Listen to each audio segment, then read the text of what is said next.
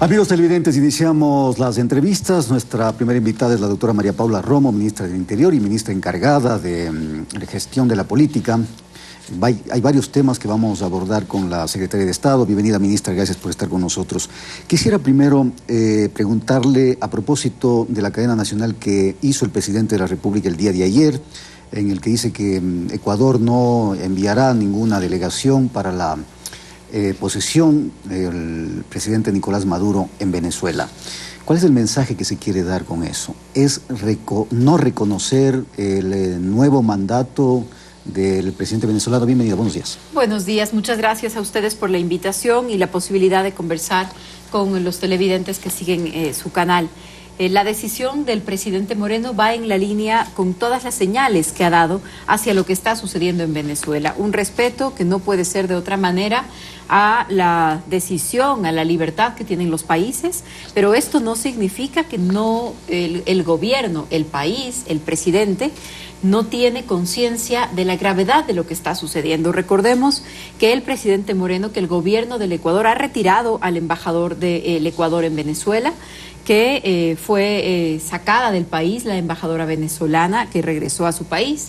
El presidente Moreno también en la Asamblea de Naciones Unidas tuvo expresiones muy firmes respecto de la importancia del respeto a los derechos humanos, el Estado de Derecho, la democracia, las libertades, y que eso en Venezuela no estaba sucediendo. Pero el gobierno ecuatoriano reconoce a Nicolás Maduro como el nuevo presidente de Venezuela y todo el proceso que está detrás de esto. Mire, el gobierno ecuatoriano no puede hacerse de la vista gorda, no lo hará, no va a dejar de mirar la gravedad de la situación venezolana, pero también tiene preocupaciones con posturas extremas que no busquen salidas internas.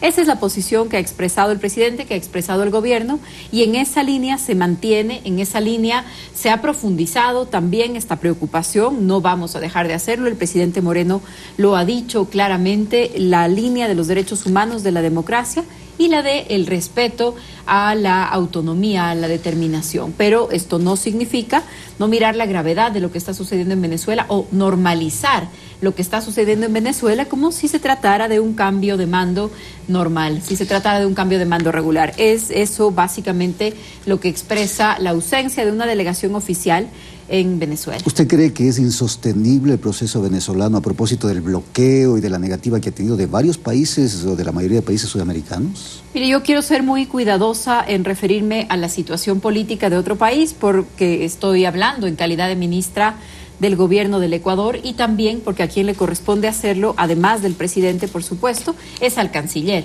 Pero no puedo dejar de decir que como ministra, como ecuatoriana, como ciudadana, la crisis venezolana se expresa todos los días en las calles de nuestros países en América Latina, porque todos somos testigos de primera mano de lo que los venezolanos están viviendo o lo que han sido obligados a decidir por las circunstancias. Esto es una gravedad en el continente, es una situación extremadamente delicada y no podemos dejar de mirar.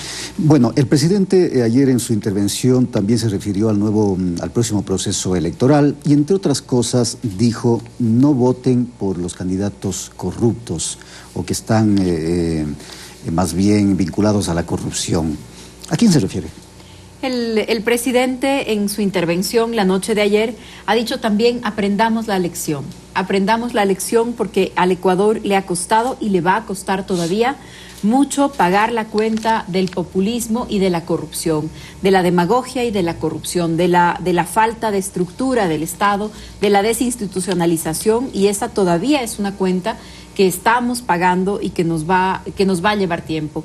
Creo que ese también ha sido el mensaje precisamente unas líneas antes de referirse a lo que ha dicho el presidente. Ha dicho voten por los mejores, no voten por los corruptos. Eso en una elección de 80,000 candidatos también es un llamado sobre todo a la conciencia de los ciudadanos, a la conciencia y a la memoria de los ciudadanos, porque las elecciones seccionales son muy importantes. Al tiempo, el presidente Moreno ha dicho que él, como presidente de la República, no le corresponde intervenir en campaña, que va a gobernar respetando quienes sean los elegidos como representantes de cada parroquia, de cada ciudad, de cada provincia, pero no ha dejado de hacer un llamado a la memoria y aprender las lecciones que nos han golpeado muy duro en el país. Vamos a otros temas, ministra. A propósito del alza de combustibles, se habló fuertemente de la posibilidad de un subsidio a los taxistas. ¿En qué ha quedado esto? Porque hay voces en el sentido de que sí se va a otorgar ese subsidio,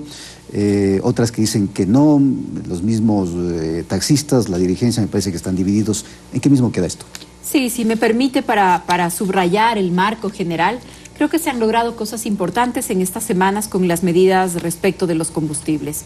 Durante 40 años y 14 gobiernos, ningún gobierno se había atrevido a sincerar, por ejemplo, el precio de la gasolina súper, que no es el combustible que usan quienes más necesitan el subsidio estatal. En este momento se ha logrado ya poner a precios internacionales, liberalizar el precio de la gasolina súper, es una buena noticia. El diésel industrial se está vendiendo a precios internacionales y se ha mantenido, se ha conservado, y así se lo va a hacer, es la instrucción que ha dado el presidente, el diésel para el transporte de pasajeros y de carga, el diésel que se vende en las gasolineras. Pero hay la gasolina extra, que ha tenido una modificación de 37 centavos, que podría tener un impacto en algunos sectores. Estos sectores se sigue trabajando en mecanismos de compensación. Para analizar, en primer lugar, si esa compensación es necesaria, no pensando en el sector en particular, sino en los usuarios de, por ejemplo, el servicio de taxis, pero también pensando en algunos casos en conservar empleo, en conservar producción. Me refiero a las cuantías domésticas en el sector agrícola, por ejemplo. Este tema de la cuantía doméstica en el sector agrícola significa que se guardará un cupo. Hoy ya se usa este sistema y es parte de lo que se está preservando, un cupo de una cantidad de diésel para agricultores. Se está analizando también el tema de las diversas pesquerías, el tema de pesca artesanal. Es decir, no es que el gobierno está moviendo toda la estructura de combustibles y poniendo los ojos en el taxismo, sino ajustando, sincerando el precio de los combustibles, conservando el diésel y discutiendo con algunos sectores si es necesaria y si procede y cómo hacer cierta compensación. Y justamente a propósito del término que usted manifiesta, sincerar la economía, sincerar el tema de los combustibles, hay quienes se preguntan, ¿por qué a los taxistas se les tiene que dar un subsidio? Los ciudadanos no reciben subsidio, pero los taxistas sí. Bueno, en realidad todos los ciudadanos recibimos subsidios, todos los ciudadanos recibimos distintos tipos de subsidio y la gasolina extra no ha sido liberalizada a su precio real, a su precio internacional. Para tener una idea de lo que estamos hablando, en el Ecuador la gasolina extra después del ajuste cuesta $1.85. El promedio del precio de este tipo de gasolina en América Latina es de $3.36. Entonces, todos recibimos un subsidio en el Ecuador por diferentes vías. En este vías. caso específico, ¿se va a proceder en el tema del subsidio a los taxistas? Se está analizando esa medida de compensación junto con otras, en el tema de la pesca, en el tema de otras pesquerías, en el tema de las cuantías domésticas y en el tema de esta modalidad de transporte que se refiere, sin ser un transporte público, es un transporte masivo, se está analizando y en eso estamos trabajando, en mirar si es que esa compensación es apropiada y cuáles podrían ser los mecanismos. Ahora, luego del anuncio del gobierno de las medidas que incrementan determinados combustibles, ya hubo sectores que hablaban de que esto podía generar especulación. ¿Qué está haciendo el gobierno? ¿Qué va a hacer el gobierno para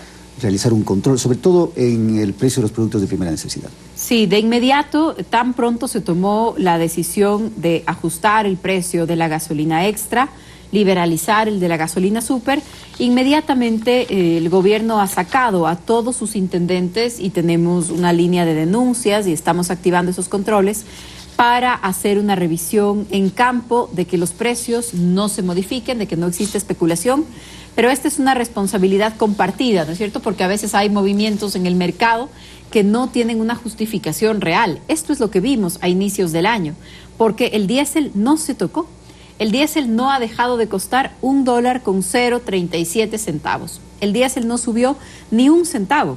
Entonces, a las personas que fueron al mercado, que fueron a contratar un flete de una carga, que fueron a comprar un pasaje intercantonal, interprovincial, y le subieron un solo centavo ese precio, la persona, la compañía, la empresa que lo hizo lo estaba engañando, porque el diésel no ha subido ni un centavo. Y este engaño, esta especulación, está sancionado por la ley. Tenemos mecanismos de control de la Agencia de Regulación de Hidrocarburos y también de las intendencias. Esperamos que los precios se normalicen.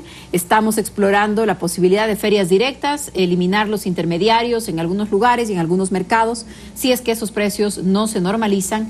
Pero es muy importante que todos tengamos esta información clara, porque como consumidores podemos reclamar nuestros derechos y no dejarnos engañar. No sé si usted tuvo la oportunidad de mirar, por ejemplo, una entrevista en un medio nacional en donde un prestador de transporte escolar que decía que iba a costar el triple. Como si habría pasado el ajuste de 37 centavos a usar combustible de avión. O sea, no hay explicación hay gente posible. De todo, y solamente el anuncio o los anuncios hacen ya que se comienza a especular con ese tipo de temas. Y también la actitud de abuso de algunos sectores, y yo creo que ahí necesitamos, por supuesto, el gobierno pondrá todos sus controles con toda la firmeza, con toda la firmeza, aplicando la ley, pero también es un llamado a los millones de consumidores en el país para decir, con la información clara, con la información en la mano, también debemos todos nosotros confrontar a quienes pretendan este tipo de abusos para evitar que se manipule un anuncio, o para evitar, peor todavía, que se justifique en una falsedad. El diésel no ha subido, así que si no suben los productos de primera necesidad, un flete o un pasaje, es un engaño de quien lo está haciendo. Reclamemos como consumidores y, por supuesto, avisar a las autoridades. Está habilitado una línea de teléfono. ¿Tienen reportes ustedes? 800 lo justo. ¿Han ido reportes de denuncias sobre estos temas? Sí. ¿A personas detenidas? ¿Se está haciendo algún otro seguimiento? Hemos recibido algunas llamadas, pero en realidad, más que esperar las llamadas, hemos pedido a todas las intendencias que salgan a diferentes lugares, y vamos a recibir a fin de mes un reporte del Instituto Nacional de Estadísticas y Censos que hace periódicamente un análisis, un control de variación de precios para poder mirar ese panorama en general, y si es que ya se ha recuperado algunos de estos abusos y algunos de estas imprecisiones que se cometieron a inicios del año. Esperamos que sí, esperamos que la situación se normalice con los días. Nos parece que hubo un sector que se aprovechó el tema del anuncio para crear confusión y pretender una subida de precios. Creemos que se está normalizando. Gracias a la doctora María Paula Romo, ministra del Interior. Vamos a hacer una pausa en Telegrama Noticias. Al volver estará con Javier Eduardo Egas, presidente de Corpey. No se vayan, ya volvemos.